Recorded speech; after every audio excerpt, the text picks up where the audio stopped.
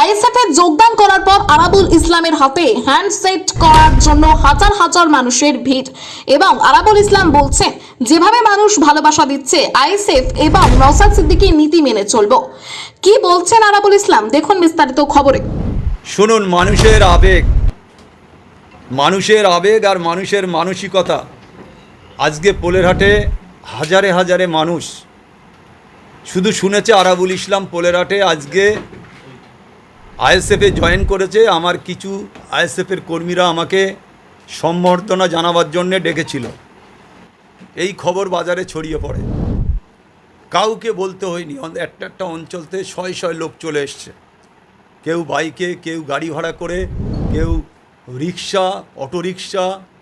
মানে যেভাবে পোলেরহাটে লোক হয়েছে আমার রাজনৈতিক জীবনে। আমি মিটিং করেছি, বড় বড় মিটিং হয়েছে, মাঠে মিটিং হয়েছে, সেটা আলাদা ব্যাপার। আর আজকে যে পোলেরহাটে ঐতিহাসিক মানুষ, ঐতিহাসিক আইএসএফের কর্মীরা যারা তৃণমূল কংগ্রেস করত আমার সাথে, তারাও আজকে এই প্রোগ্রামে পায়ে পা মিলিয়েছে। এটা আমার ছোট্ট একটা সম্বর্ধনা সভা ছিল, কিন্তু আমি দেখেছি জনসভার থেকেও বড় সভা হয়ে গেছে। প্রায় 2-3 কিলোমিটার রাস্তা জুড়ে গাড়ি ঘোড়া বন্ধ হয়ে গেছে, কোনোভাবে মানুষকে সরানো যাচ্ছে না।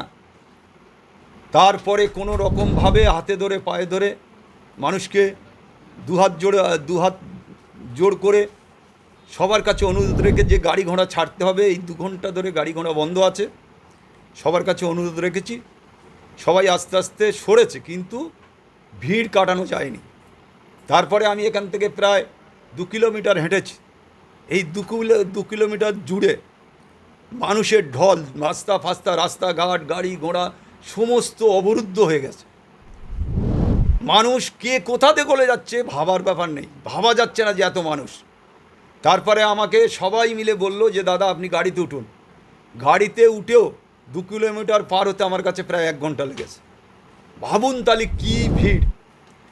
প্রতিটা মানুষ আমার সাথে হাতে হাত মেলাবে বলে ছুটি আসছে। আমি তো একটা মানুষ।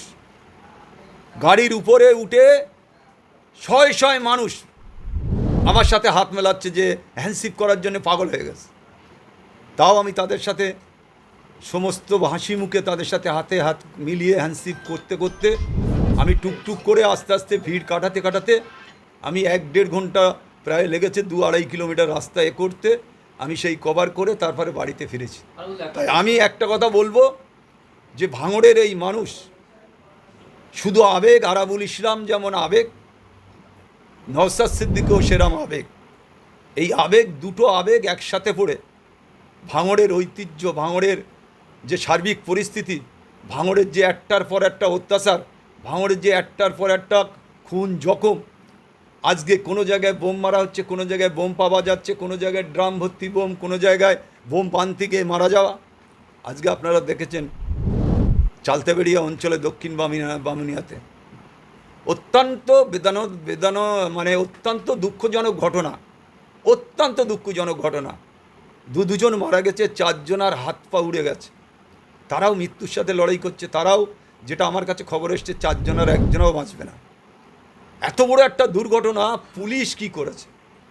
আজকে মমতা বন্দ্যোপাধ্যায় কলকাতা পুলিশ করেছে ভাঙড়ে। কি করতে করেছে? এখানে নেতাদের সাথে বসে মিটিং করতে, নেতাদের সাথে বসে বিরোধী দলদের আক্রমণ করার জন্য এখানে থানার পুলিশদের বসিয়ে রাখা হয়েছে? না এখানে নেতাদের সাথে কলটিপ করে বিভিন্নভাবে টাকা আদায় করার জন্য এখানে